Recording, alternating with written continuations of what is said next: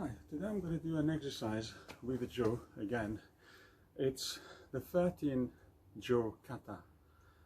I did do several videos of 13 Jo Kata, but it's very important to get it right. And I'm seeing a trend where people see the 13 Jo Kata and they want to do a rendition, making their own version of the 13 Jo Kata that they picked up from original videos of Sato Sensei, for example.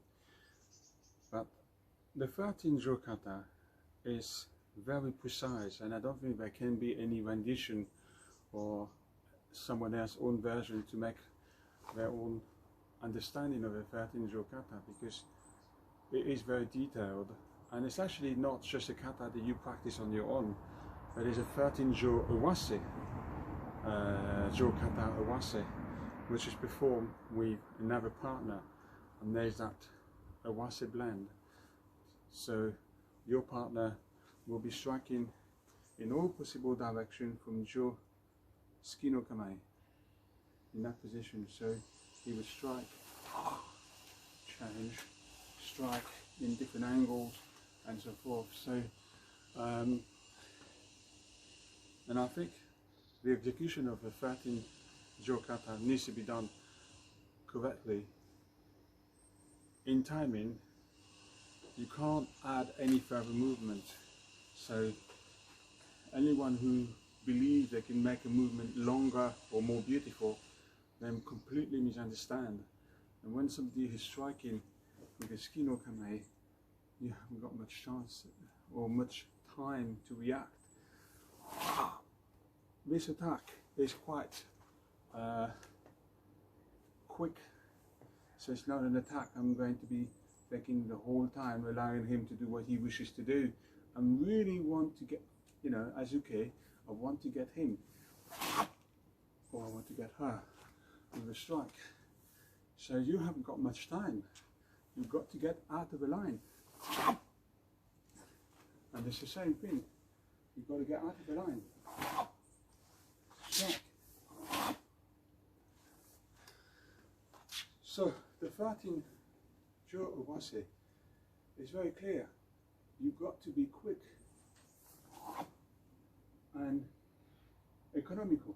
You can't add anything more. Economical. Economical. Turn. Economical.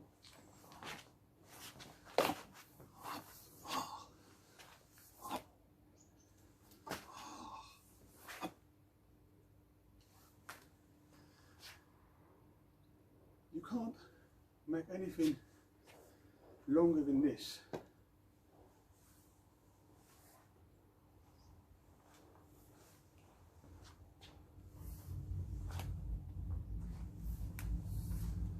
You'll be finished.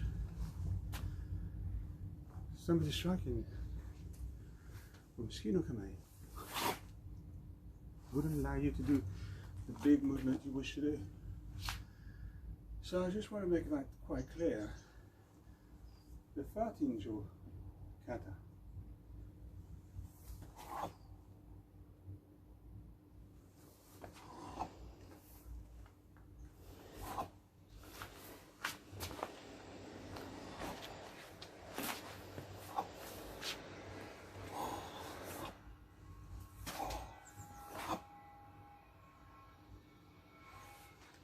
with a feeling, you can omit the count.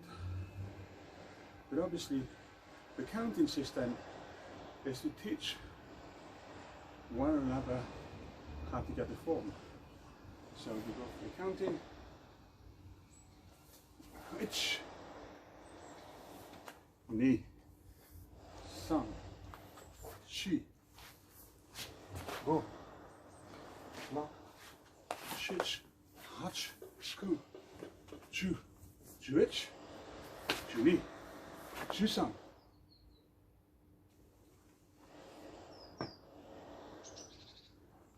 That's all right. But a certain part of the 13 Jo Kata, that a movement is led with another quite rapidly. and I'll show you.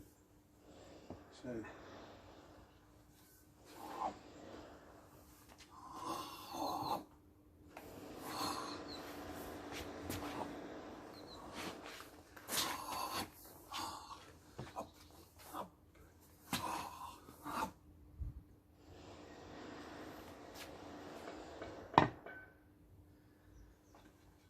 some movement can be done a little bit quicker because something's forming here. You position yourself and you strike. So there, right, knee, sun, shi, go, lock, switch, hatch, screw, ju, switch, juni, jusan.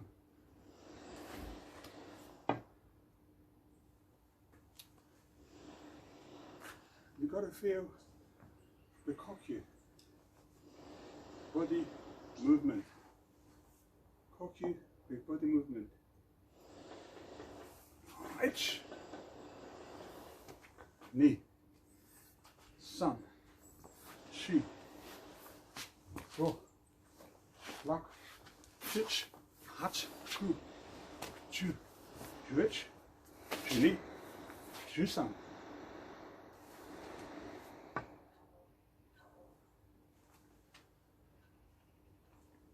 When you get this feeling, with this feeling, Aikido becomes stronger. Movement becomes way more effective, and you could parry a fast attack from Skinokame. Because that appears to be quite a direct attack, very straightforward. It's much quicker than this because you've got to get to that. So in timing it's a bit slower, but the Skinokame is way faster. I've got him already. So the 13 Jo Kata is moving offline with a strong strike that is direct and quick. So the kata has been designed to cope with this direct and fast strike. It's actually a thrust, and I think once you understand that, you suddenly realize this is giving you everything to do with the hips turning, hips movement. You cannot do the 13 Jo Kata with lots of footwork, and I demonstrate that,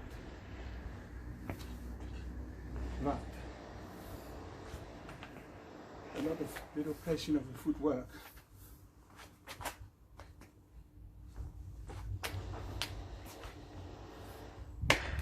It's too much feet moving.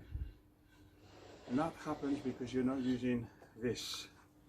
So when you're using your hips, you're very economical with your footwork.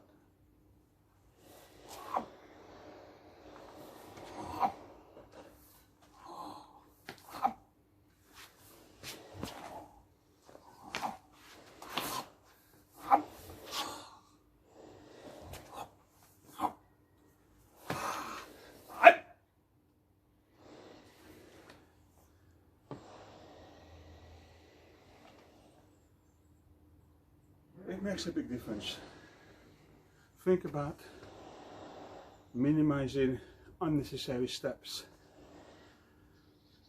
You understand that when you do Tai no Henko. It's the same thing. With Tai no Henko, press, connect, footwork, ready.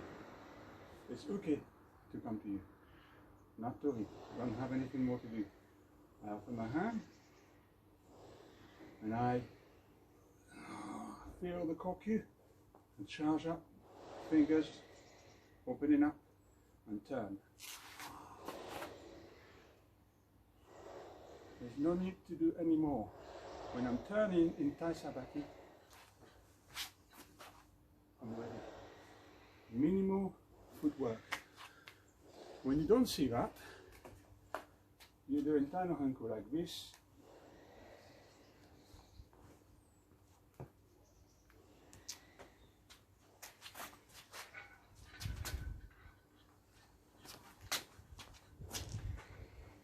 That's the footwork. It's completely different Aikido. First one was way better. The second one, a lack of focus, a lack of hips use, power from the cockpit. And the technique has been designed so we can do it using our hips on the spot.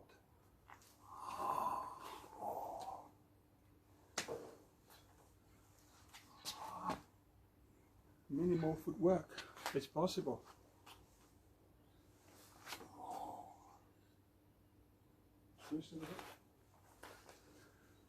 It's all possible when you use the core, hips, not that, not counting, not even counting, but not doing excessive footwork in any technique you do.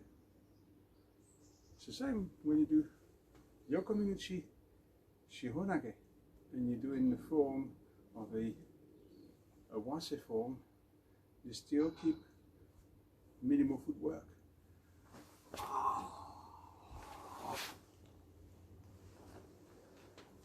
There's not much footwork, but there's a lot of work done from the hips. The wase, taking the partner off balance. The secret is to get it right from the start. If you've got a good beginning and you're affecting your partner's balance, the ending is easy because you have a 10 control of his balance, and therefore there's nothing he can do. He can be the best fighter. If his balance is broken, he's unable to do anything.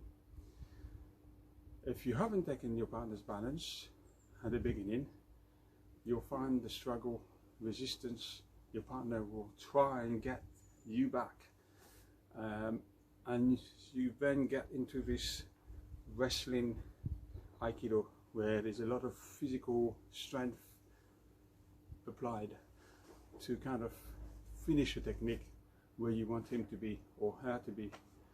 But if it's all done in the center, twist of the hips, turning,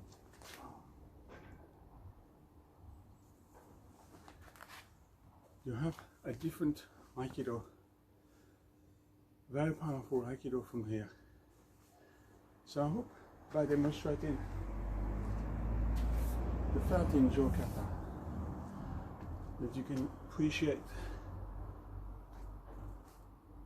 why it needs to be executed in a very precise manner and why it was shown precisely. Every now and then I look at Mohi Hirosato Sensei's videos and he has that amazing it's a gift to be able to execute this Jo Kata or anything he does, but having this really beautiful connection from here and very relaxed. It actually looks effortless, and yet when we do it we think it's easy and we take the weapons and we're like realizing, wow, I'm not there yet. It takes years of practice, so continuously practice with a good spirit, positive spirit, with a good heart, and always think about positively taking on new information. Don't be too critical about the bits that you know you're not doing right. It's actually a revelation because you realize this is a bit that you need to work on. So your Aikido is improving itself, quite the opposite. If you always felt good about doing a technique and you never felt critical about your own body movement, then you may be doing things that aren't correctly done, and you're still doing the same mistakes over and over again, perhaps. So accept when you realize something is not quite right.